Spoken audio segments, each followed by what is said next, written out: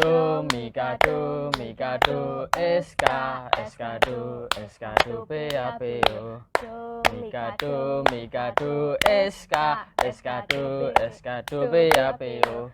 Alah, Lah piye toh? ra gayeng mending PA wae. Yo. Yo. Shalom teman-teman. Gimana kabarnya? Perkenalkan, saya Berta. Saya Rio. Oke teman-teman, ketemu lagi dengan PA pada hari ini. Oke, sebelum memulai PA pada hari ini, marilah kita memujikan nama Tuhan dengan lagu Hari Ini Kurasa Bahagia.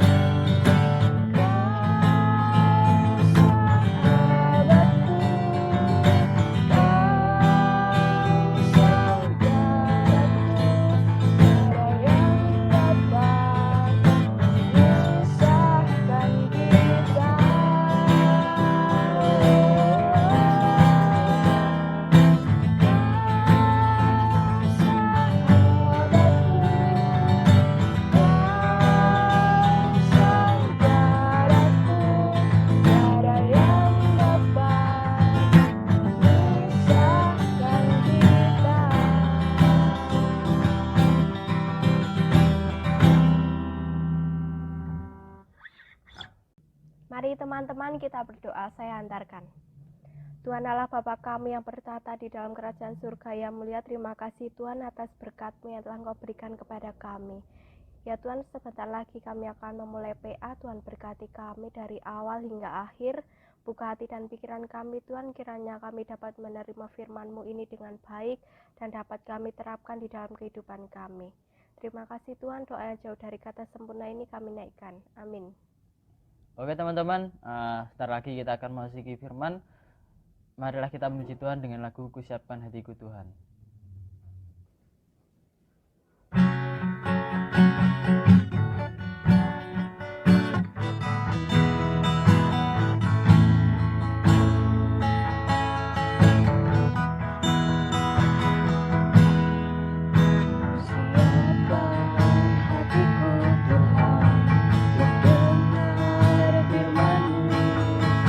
Saat ini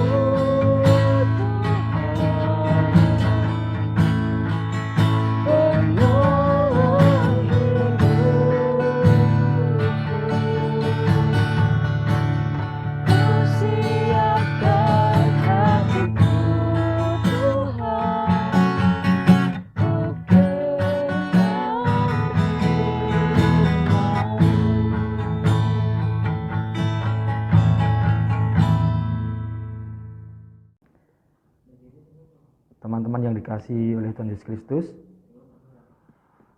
Mari kita berPA saat ini. Saya diberi tema oleh teman-teman Kemparem, jangan takut. Marilah kita menyimak Alkitab kita, marilah kita mendengarkan firman Tuhan dari Yohanes 6 ayatnya yang pertama sampai ke 21. Beginilah firman Tuhan. Yesus memberi makan 5.000 orang. Sesudah itu Yesus berangkat ke seberang danau Galilea, yaitu danau Tiberias. Orang banyak berbondong-bondong mengikuti dia, karena mereka melihat mujizat-mujizat penyembuhan yang diadakannya terhadap orang-orang sakit. Dan Yesus naik ke atas gunung dan duduk di situ dengan murid-muridnya. Dan Paskah, hari raya orang Yahudi, sudah dekat.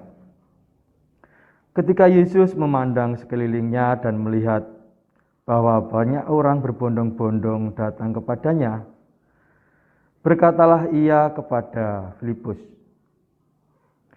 "Di manakah kita akan membeli roti supaya mereka ini dapat makan?" Hal itu dikatakannya untuk mencobai dia, sebab ia sendiri tahu apa yang hendak dilakukannya. Jawab Filipus kepadanya, "Roti seharga 200 dinar tidak akan cukup untuk mereka ini, sekalipun masing-masing mendapat sepotong kecil saja." Seorang dari murid-muridnya, yaitu Andreas, saudara Simon Petrus, berkata kepadanya, "Di sini ada seorang anak yang mempunyai 5 roti jelai dan 2 ikan. Tetapi apakah artinya itu untuk orang sebanyak ini?" Kata Yesus, "Suruhlah orang-orang itu duduk." Adapun di tempat itu banyak rumput, maka duduklah orang-orang itu, kira-kira 5.000 laki-laki banyaknya. Lalu Yesus mengambil roti itu, mengucap syukur dan membagi-bagikannya kepada mereka yang duduk di situ. Demikian juga dibuatnya dengan ikan-ikan itu, sebanyak yang mereka kehendaki. Dan setelah mereka kenyang, ia berkata kepada murid-muridnya, "Kumpulkanlah potongan-potongan yang lebih, supaya tidak ada yang terbuang." Maka mereka pun mengumpulkannya dan mengisi 12 bakul penuh dengan potongan-potongan dari kelima roti jelai yang lebih setelah orang makan. Ketika orang-orang itu melihat mujizat yang telah diadakannya, mereka berkata, "Dia ini adalah benar-benar nabi yang datang ke dalam dunia." Karena Yesus tahu bahwa mereka hendak datang dan hendak membawa dia dengan paksa untuk menjadikan dia raja, ia menyingkir pula ke gunung seorang diri. Dan ketika hari sudah mulai malam, murid-murid Yesus pergi ke danau, lalu naik ke perahu dan menyeberang ke Kapernaum. Ketika hari sudah gelap, Yesus belum juga datang mendapatkan mereka. Sedang laut bergelora karena angin kencang. Sesudah mereka mendayung kira-kira 2 mil jauhnya, mereka melihat Yesus berjalan di atas air mendekati perahu itu. Maka ketakutanlah mereka. Tetapi ia berkata kepada mereka, "Aku ini, jangan takut." Mereka mau menaikkan dia ke dalam perahu, dan seketika juga perahu itu sampai ke pantai yang mereka tujui. Berbahagialah yang mendengarkan firman Tuhan dan yang melakukannya sehari-hari.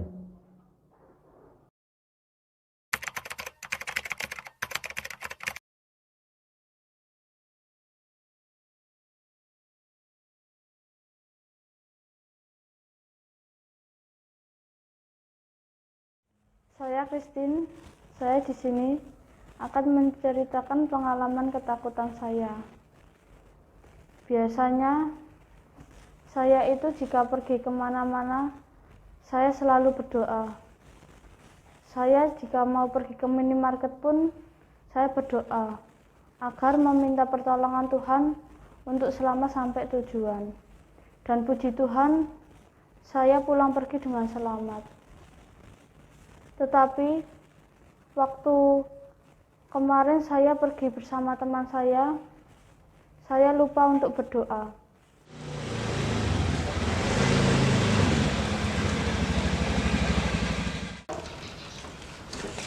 Saya Bu. Ya, Nduk. Sorry ya nunggu suwe. Ya.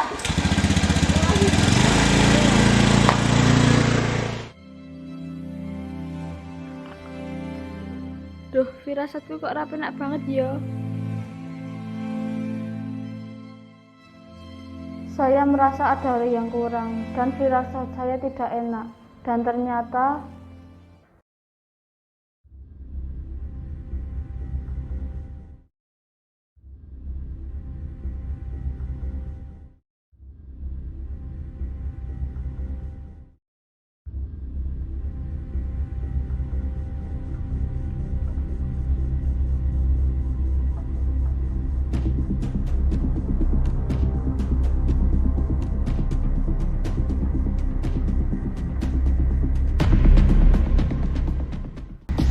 pada saat itu saya teringat dan saya langsung meminta pertolongan kepada Tuhan.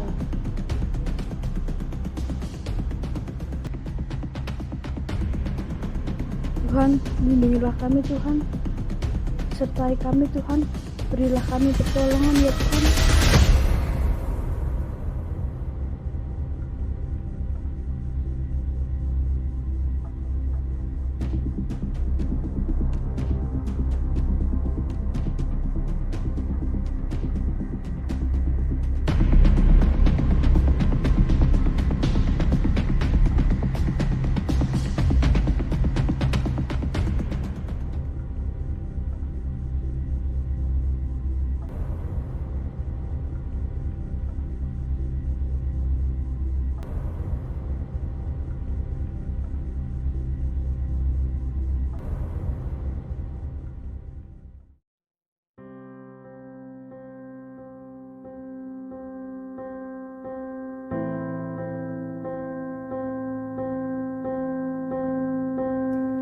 Terima kasih Tuhan, Engkau selalu menyertaiku.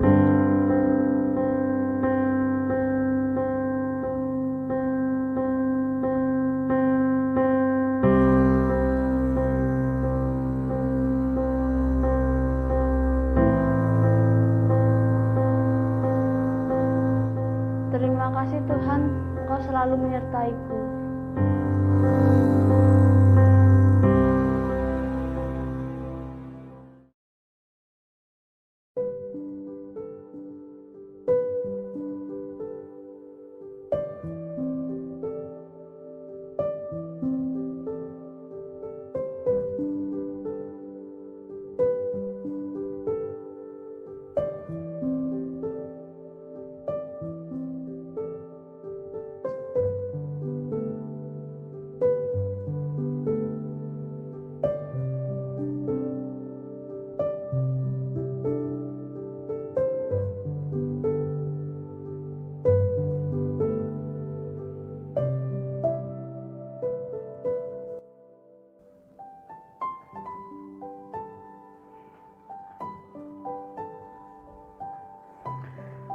Teman-teman yang dikasihi oleh Tuhan Yesus Kristus, ketika kita melihat ilustrasi tadi dari teman-teman komparen tentang sebuah ketakutan yang luar biasa yang ditunjukkan, ternyata ada satu hal kecil yang belum dilakukan ketika kita ingin beraktivitas, yaitu berdoa. Benang merah yang bisa kita tarik dari ilustrasi tadi, memang manusia dan ketakutan itu hidup berdampingan. Ada hal kecil yang membuat kita itu bisa ketakutan luar biasa, yang kadang orang-orang itu menyebutnya itu dengan fobia. Saya punya teman di tempat kerja saya, dia itu fobia dengan salak. Ketika melihat salak, ketakutan luar biasa. Apalagi teman-teman sering menggodanya dengan melempar salak ke badan teman saya itu tadi. Otomatis akan lari ketakutan. Itulah sebuah fobia yang luar biasa, ataupun ketakutan yang luar biasa yang timbul dari sesuatu imajinasi bahwa yang dilihat itu adalah sesuatu yang menakutkan. Padahal itu gua. Kalau kita pikir, yang manusia awam seperti kita, orang-orang yang biasa yang bisa berpikir, itu hal yang menyenangkan, itu hal yang enak yang bisa dikonsumsi. Tapi kenapa teman saya itu bisa ketakutan luar biasa? Nah, itulah yang disebut dengan fobia. Ketakutan juga ditunjukkan ketika bangsa Indonesia hidup dalam penjajahan waktu itu. Ketika bangsa Indonesia belum merdeka, mereka hidup ketakutan dalam penjajahan Belanda, kemudian juga Jepang yang pernah melakukan penjajahan di Indonesia. Kemudian apa yang bisa mengusir ketakutan itu? Ya, mereka bersatu, berkumpul, merencanakan bagaimana bisa merebut kemerdekaan Indonesia. Memang waktu itu musuh yang bisa dilihat, musuh yang tampak mata, sebuah penjajahan, tentara orang asing. Nah, mereka apa yang mereka korbankan? Ya, jiwa dan raga. Beda dengan kita yang sekarang, yang hidup saat ini. Saat ini Indonesia juga dunia sedang berjuang melawan COVID-19. Dan bedanya di sini adalah musuh yang kita perangi saat ini itu tidak bisa dilihat dengan mata. Dan itu apa? Itu menimbulkan ketakutan yang luar biasa bagi kita. Saya pernah bercakap-cakap dengan teman. Sebenarnya virus corona itu membunuh 5%. Kemudian saya tanya, kemudian yang 95 apa? Yang 95 itu yang dibunuh adalah rasa kemanusiaan kita. Kenapa teman saya berpikir seperti itu? Ketika kita diberhadapkan dengan mungkin tetangga, mungkin teman, ataupun orang yang sudah terkonfirmasi positif COVID-19, rasa kemanusiaan kita, toleransi kita itu kadang hilang. Kadang kita itu dalam tanda kutip merasa was-was yang berlebihan, ataupun takut yang berlebihan, khawatir tertular. Kemudian sedikit demi sedikit akan mengikis rasa kemanusiaan kita. Jangan-jangan nanti ketika kita seolah-olah mau peduli memberikan mungkin makanan atau bingkisan, nanti kita akan tertular. Kalau medis, kedokteran dan ahlinya sudah berbicara penularannya hanya lewat droplet saja, tidak melalui penyebaran udara, selama kita prokes, ya kita akan aman. Tapi itulah sebuah ketakutan yang kita tidak bisa melihat, musuh yang kita tidak bisa melihat, tapi itu ada di sekitar kita. Sekarang saat ini Indonesia sedang krisis akan O2, di mana orang-orang yang bergejala COVID itu tadi menimbulkan sesak napas, kadar oksigen dalam darah menurun, saturasinya menurun pelan-pelan. Saya punya teman yang terkonfirmasi COVID saat ini. 2 hari yang lalu akhirnya memutuskan untuk opnam karena saturasi dan keadaannya semakin memburuk, semakin turun. Saya berusaha lobby sana sini apakah ada ambulan yang bisa membawanya. Teman saya itu hidup berdua dan ternyata sama istrinya, dan istrinya juga terkonfirmasi positif COVID. Kemudian karena beberapa kali sudah tanya sana tanya sini tentang ambulan dan tidak mendapatkan, akhirnya mereka ke IGD dengan naik sepeda motor. Karena mungkin orang-orang takut akan mengantarkan dia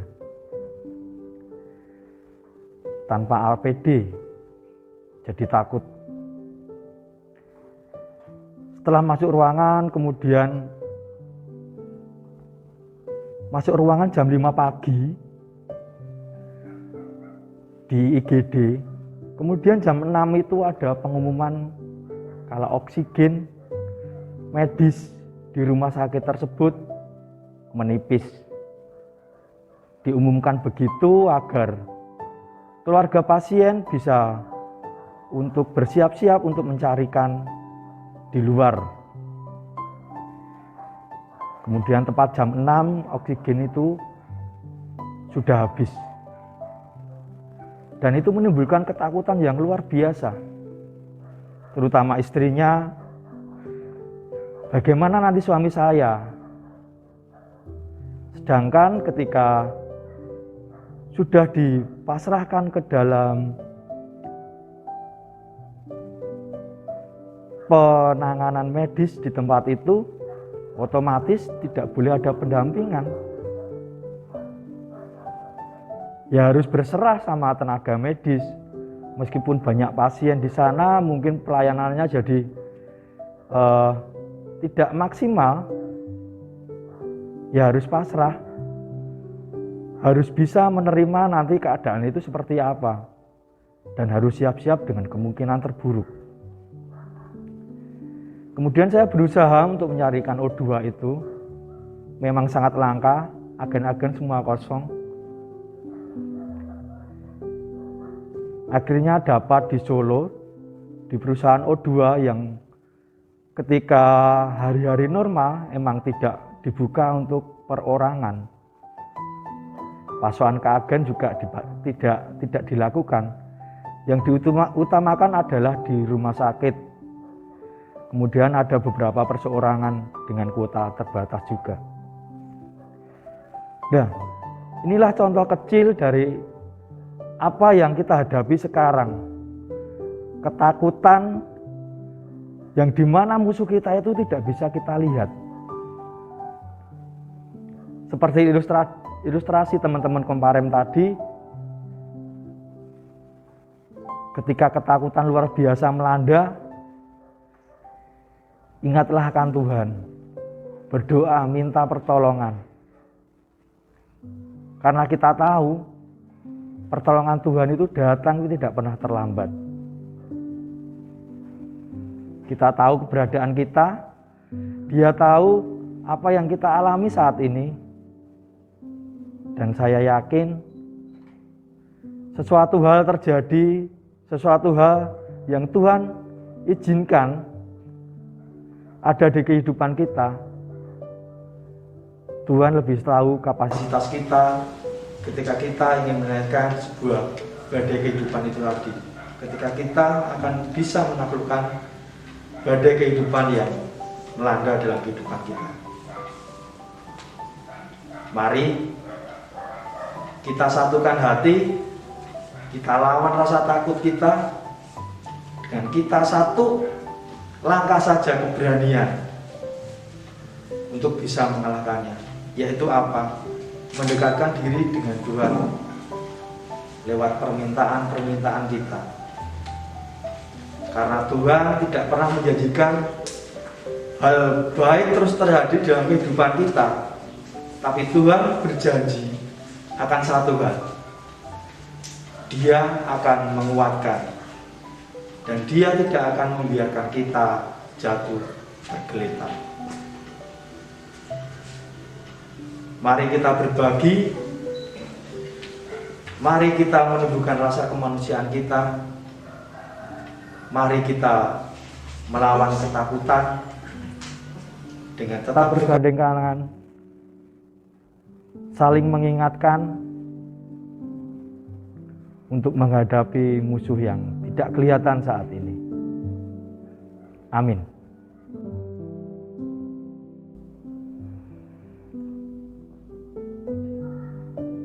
Teman-teman, mari kita satukan hati dalam doa. Bapa yang makasih, kami ucap syukur Tuhan jikalau Tuhan berkenan hadir melingkupi setiap hari-hari kami. Curahan berkat-Mu begitu luar biasa yang boleh kami terima. Tuhan, Engkau sendiri yang tahu dengan keberadaan kami saat ini. Engkau sendiri yang tahu keberadaan bangsa Indonesia saat ini yang sedang dilanda pandemi COVID-19. Kami yakin dan percaya campur tangan-Mu ada dalam bangsa ini. Kami yakin dan percaya Tuhan, Engkau juga hadir lewat tenaga medis, juga orang-orang baik yang peduli dengan pandemi saat ini. Bapa yang makasih, ampuni kami ketika kami yang notabene adalah makhluk sosial, kami terkikis rasa kemanusiaan kami. Kami mulai tidak peduli dengan lingkungan sekitar karena rasa takut yang berlebihan yang kami alami. Namun Tuhan, terima kasih lewat firman-Mu ini Engkau mengingatkan kami untuk kami boleh belajar tetap peduli pada orang-orang di sekitar kami. Kami yakin dan percaya, biarlah Tuhan menjadikan kami saluran berkat-Mu, untuk kami boleh berbagi, untuk kami boleh menolong orang-orang di sekitar kami. Tuhan Yesus, biarlah lewat firman-Mu ini, kami boleh diingatkan untuk kami boleh semakin mendekatkan diri hanya kepada-Mu saja. Karena Engkaulah sumber kekuatan kami, karena Engkaulah sumber pertolongan kami. Tuhan, hanya sedikit doa yang biasa kami naikkan kehadirat-Mu, namun apapun itu yang berguna bagi kami, dan kami belum memintanya, biarlah Engkau sendiri yang akan menyempurnakannya. Hanya di dalam satu nama yang kudus Tuhan kami Yesus Kristus, kami telah datang berdoa dan mengucap syukur. Terima kasih Tuhan, haleluya, amin. Oke teman-teman, sungguh luar biasa firman yang disampaikan oleh Mas Yadi tadi. Jadi kita diajarkan untuk melawan ketakutan kita, kecemasan kita, dan selalu terus untuk mengandalkan Tuhan. Jadi untuk teman-teman jangan takut ya, selalu terus untuk mengandalkan Tuhan. Nah, betul sekali itu. Mari teman-teman kita mengumpulkan persembahan dengan memuji nama Tuhan Allahku dahsyat.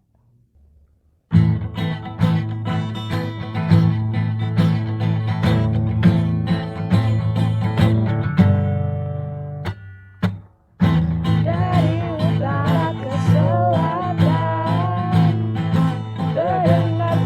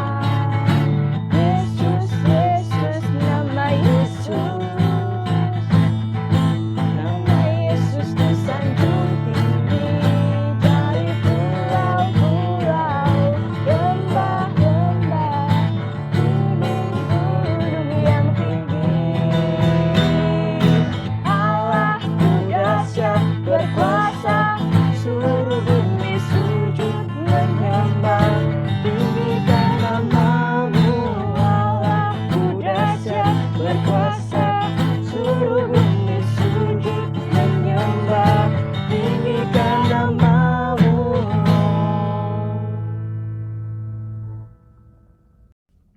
Oke teman-teman, kita sudah di penghujung PA pada hari ini. Oke, sampai jumpa di PA minggu depan ya. Tetap stay tune di channel YouTube Komparem GKJ CPR.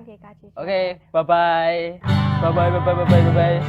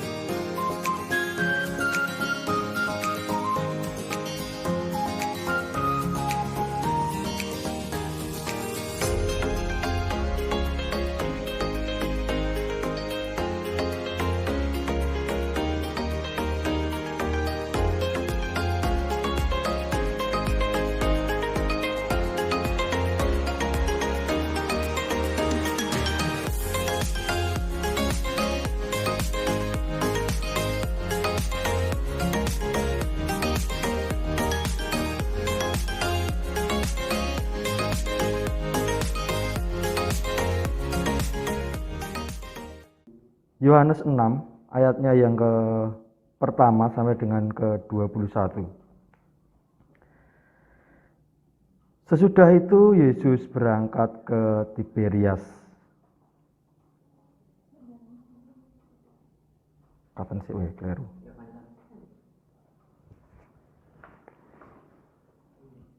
Ngomong nang kamera malah. Yo action.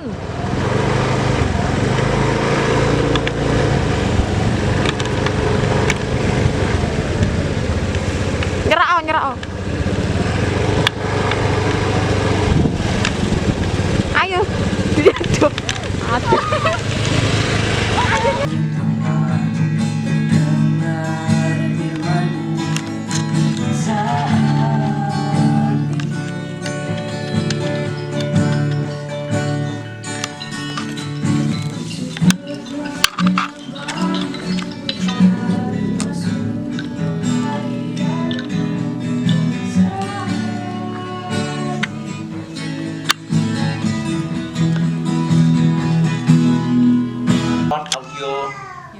Sik, sabar. Ayo tenang-tenang. Sik. Sik muni. Sik.